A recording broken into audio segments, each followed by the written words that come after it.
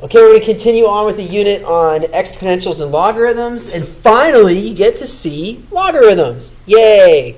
So we're going to start with 7 problems, all dealing with logarithms. It's easy to see that 1, 2, 3, 4, and 5 deal with logarithms because you see the word log in each of those. For 6 and 7, I'll cross that bridge when we get there, and we're going to get there. So first, let's go over what in the world is a logarithm. Right? So I'm sure that's been on your mind for a while, ever since we began the unit. And to do that, let's take a little bit of review. As always, you know me, I like to build on prior knowledge. So here's the review. Let's say we have 3, and we raise it to the 4th power. And if you had 3 and raise it to the 4th power, of course, 3 times 3 times 3 times 3 is going to equal 81. So we know that 3 to the 4th power is equal to 81. Well, this whole operation thing that just happened can be expressed as a logarithm. And the way we can express this thing that just happened as a logarithm is we consider what just occurred. 3 is called the base. 4, of course, is the exponent. 81 is the result. But 3 is the base, and that's important because, well, we're going to use that definition. The way we can express what just happened as a logarithm is we would say that the log base 3 of 81 is equal to 4. Okay, so the log base 3 of 81 is equal to 4. Logarithms try to expose what the exponents are.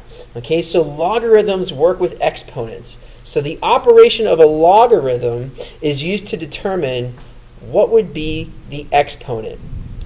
I know that was kind of crazy, so we're going to do a couple more examples. Okay, so a couple more examples. Let's take another example. If we had 100 and we raised it to the 1/2 power. See, now I'm getting into pretty recent material, right? The 1/2 power, of course, means square root. If we took 100 and raised it to the 1/2 power, the square root of 100, of course, is 10. And we'll deal with principal roots, so don't worry about negative 10. All right, so this is what's happening with that exponential operation. Well, we can express this exponential operation as a logarithm. And remember how the vocabulary worked. 3 was the base, so when we read log base 3 of 81 is equal to 4. We'll do the same thing here. The log base 100, okay, of 10, okay, because we're looking for what is the exponent. So the log base 100 of 10, what will the exponent be? 1/2. Okay, so the log base 100 of 10 is equal to 1/2. We can express that as a log. And I'll do one more example just to pound it home, because once I get to the problems that I started with, we'll see how things go really quickly. All right, so another example. We're going to have 2 to the negative 5th power. Now remember how that works with the laws of exponents, right? Law. Anything to the negative power is 1 over that thing to the positive power. Okay, so we've got to remember that law of exponent. The same thing's going to be applied right here. So 2 to the negative 5th power is going to equal 1 over 32. Okay, so 1 over 2 to the positive 5th power. So that's this exponential operation that's occurring. We can express it as a logarithm. And we would say the log base is 2, and the logarithm base 2 of 1 over 32 is going to be equal to, what's the exponent? Negative 5. So remember the whole deal with logarithms. Logarithms are designed to expose the exponent. We're looking for the exponent. All right, so the general rule is this. If we have any type of base raised to an exponent equaling a value, we can express that as a logarithm. So this we would say is the log, here, I'll sneak that in, log base A of y is equal to x. Okay, so these two things, pardon my bad spelling there, that's L-O-G, oops. So log base A of y is equal to x. And that's how logarithms work. That's what they do. The whole thing is to expose the exponent. Okay? So with that, that's your notes. You know, like I say in class, I'm done. See you later. I'm not done. Just kidding with you. So now what we can do is take that information and apply it to all of these things, at least 1, 2, and 3, pretty straightforwardly. We'll talk about 4, 5, 6, and 7 later. So if we look at number 1, we're going to evaluate this logarithmic expression. We have log base 2 of 16. And this is asking a question. The question is asking, well, what is the exponent for 2? Basically, what is the exponent for 2 that would result in 16? And that's the question. So we're looking for what is the exponent for the base of 2 that would give us 16. Or another way of thinking this is basically writing it as a question. 2 is the base, right? 2 to what power? 2 to what power gives us 16? All right, so now we can start thinking. All right, well, 2 to the first power is 2. To the second power is 4. To the third power is 8. To the fourth power is 16. Whoa. 2 to the fourth power is 16. So you know that, right? So you can start counting out. Well, we know that 2 to the fourth power is 16. So therefore, the exponent that this number is 4. Okay, so what is the log base 2 of 16? Well, it is 4. So this is, you're looking at the number 4, right? You can count that on your hand. You can say 1, 2, 3, log base 2 of 16, 5, 6, 7. This is the number 4. Okay, so we're looking at the number 4. So if I ask you to evaluate this logarithm, you can completely do it. You're looking for what the exponent is of the base that would yield the number there. So with that, we're going to move on to number 2 now. All right, so log base 4 of 2 is equal to what? So again, we're asking the same question. What is the exponent for 4 that would yield 2? Okay, so let's start thinking. And again, we can rewrite this another way. Basically, the base of 4. 4 raised to what power would give us 2? Right? So now you start thinking. Well, 4 to the first power, that doesn't work. 4 to the first power is 4. 4 to the second power is 16. 4 to the third power is 64. I'm going the wrong way. How in the world am I going to get an exponent for 4 that would yield 2? Now we start thinking, and I'll get back to this in another lesson, and I start thinking, is there any other relationship or something I can do to 4 that would yield 2? And you might say, well, divide it by 2. True, but that has nothing to do with exponents. What can I do with exponents to 4 that would yield a 2? And here's a relationship between 4 and 2 that you need to remember since we're dealing with exponents. You have to remember this relationship. Hey, remember the square root of 4? The square root of 4 is 2, right? So now you're thinking, well, some more. Okay, thanks a lot, Mr. Katz. It doesn't help us out because we're looking for exponents. And I would say, well, if you remember, this does have an exponent. The square root is the 1/2 power. Bum, bum, bum. So the square root is the 1/2 power. So that means the square root of 4 being 2, that means 4 to the 1/2 power is 2. So now we know the question mark, of course, is the 1/2. Right? So this means that 4 to the 1/2 power equals 2. And if that was challenging, I encourage you to go back to the previous unit on rational exponents, and that will refresh your memory on that. So we know that the log base 4 of 2 is actually 1/2. Okay, so this is 1/2. Ta-da! And that's how that works. Okay, so the same type of thing going on. We're going to do the same type of thinking for number 3. Okay, so number 3, we have log base 5 of 120, or 1 over 25. All right, so number 3, log base 5 of 1 over 25, right? And so we'll set it up the same way. We're basically thinking 5 to what power? So kind of switch up the colors there. 5 to what power is 1 over 25, right? So now Now we're thinking. And I actually alluded to what this would be earlier. Okay, so now we're thinking. So, well, we know 5 to the first power is 5. 5 to the second power is 25. 5 to the third power is 125.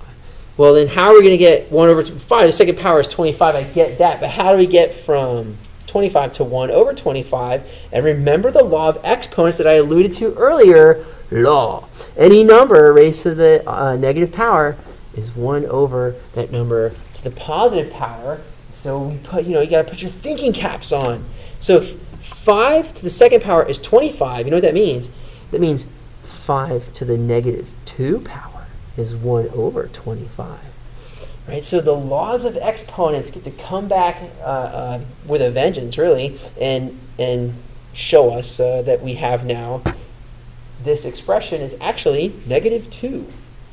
So on a number line, you go like 1, 0, negative 1, log base 5 of 1 over 25, negative 3. This is the number negative 2. All right, so we know that the log base 5 of 1 over 25 is negative 2 because 5 to the negative 2 power is what equals 1 over 25. And that's how logarithms work, okay? So that leads us to number 4. Log of 1. And I know you're well, maybe I don't know. Maybe you're not asking. I don't know if you're asking a question. I hope you're asking a question. I hope you look at number 4 and ask a question. And I hope your question is, Mr. Katz, what's the base? That's a great question. Okay, so right now it just says log of 1. What's the base? Okay, so here's a note. If there is no base, it is automatically 10, base 10. We work in a base 10 number system because we have 10 fingers, so our default base is base 10. So if there is no separate base, I'm not specifying a base, the log button, the base is automatically 10. Okay, so we look at number 4, and we have to know that note. And we know that the default base is 10. So when we're looking at log of 1, what we're really looking at is log base 10 of 1. Okay, so log base 10 of 1 is what we're actually looking at. The reason why 10 is the automatic base is, again, we work in a base 10 number system, 0 through 9. And why is that? Well, because we have 10 fingers. If evolution, biology, or whatever it is, that if we had 8 fingers instead of 10, well, we'd be operating in base 8, but we have 10, so we're operating in base 10. Anywho, that's not the point. The point is, what number is this? Okay, so what number is this? What number are we pointing at? Well, we can figure that out. We can now ask the question, if now we know the base is 10, 10 to what power is equal to 1? Thinking caps are on. So now you have your thinking caps on. You say, well, start thinking. Well, I know 10 to the first power is 10, darn it, and 10 to the second power is 100, and that's not 1. And well, 10 to the negative 1 is 1 over 10. That's not it. And there is no square root of 10. That's a nice fit, so that ain't going to work. Well, what the heck? What's going on? Right? And hopefully by now, you have remembered anything raised to the 0 power, yes, is 1. So, guess what we're looking at? 10 to the 0 power is equal to 1. And what that means is that this whole logarithmic expression, log 1, is the number 0, right? Log 1 is the number 0. So on a number line, like right smack dab in the middle, log 1, right? 5 minus 5, what is that? Log 1, okay? It's 0. So 10 to the 0 power is 1. That's how that works. Okay, so we know the default base is 10. And that should make number 5 a lot easier. So we look at number 5, and we see log of 10, right? And so you look at log of 10, what number is that? That's a number. We're supposed to evaluate it, and you got to do some thinking. Well, remember, what's the default base? The default base is base 10. So this is asking, well, 10 to the what power is equal to 10, right? Well, clearly, hopefully clearly, it's going to be 10 to the first power. 10 to the first power is 10. So this is the number 1. How many fingers am I holding up? Log 10. That's how many fingers I'm holding up. This is the number 1. So log of 10, log base 10 of 10 is actually the number 1. Okay, so that's how that works. How cool is that, right? And now you're in a rhythm. Like, sweet, man, I got this. Let's move on to number 6. And you probably don't even know how to read that because I'm using script. What is that 1NE, 1NE? What is that? So now I get to ask another question. Here's a question. You remember the number E? What would happen if E was the base? Right? So what would happen if I had something like E to the second power? You know, is E the base? Yes, E is the base. So what does that mean? If E is the base, we could have a logarithm with a base E. So check this out. We can have a logarithm with a base of E. And we call that something special. If you remember, E is naturally occurring. We know in financials after the previous lesson, we know about continuously compounding interest. E is a natural thing. We know about cell division. E is a natural thing. So E is a natural thing. So guess what? If you have a log base E, this is called the natural log. So log base E is called the natural log. And we abbreviate the natural log with the letters LN. Thanks to the French. Okay, so probably logarithm naturel, you know, whatever the French would say. So why do we call natural log LN? Because, you know, the British were basically the latecomers to math. So, you know, everything that we see is mostly in French. Anywho, if E is the base, we're dealing with the natural log. So whenever you see something that looks like ln, and there's an ln button on your calculator and all that stuff, it means natural log. That means we're taking the log base E. So that means if you're looking at something like this, you know, the ln of 7, what you're basically saying is that log base E of 7. Okay, so you're asking E to the what power is equal to 7. Okay, that's how that relationship works. So log base E is called the natural log, abbreviated as ln. Knowing that, we can rock through 6 and 7. I'm going to end this video really soon. Okay, so number 6, knowing what we know, check this out. Right? We have the ln of E. And remember, the ln is the log base E of E. So basically, we're looking at log base E of E, which is asking E to what power equals E. And guess what that power is? The power is 1. So this ln of E is actually the number 1. That's amazing. How many fingers am I holding up? Ln of E. That's how many is the number 1. So this is the number 1, right? So ln of E, you know, fool your friends and family and all that stuff. You know, gosh, why are you behaving like such a ln of E-year-old? You know, oh, that's a funny one. All right, so anyway, that's how natural log works, which leads us right to number 7. We're going to end on this. Guess what the ln of 1 is? Okay, so we've actually seen this property happen already. So the ln, natural log, we're asking, you know, what log base E of 1, or E to what power is 1, and we know that anything to the 0 power is 1. Okay, so we know that E to the 0 power is 1. Therefore, this whole thing is 0. So you can begin counting on a number line with ln of 1 and ln of E, right? So this is the number 0. This is the number 1.